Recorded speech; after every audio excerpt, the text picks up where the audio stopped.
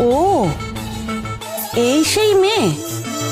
বাবা, তুমি কিরকম মেয়ে গো? তুমি আজকে আবার এখানে চলে এসেছো?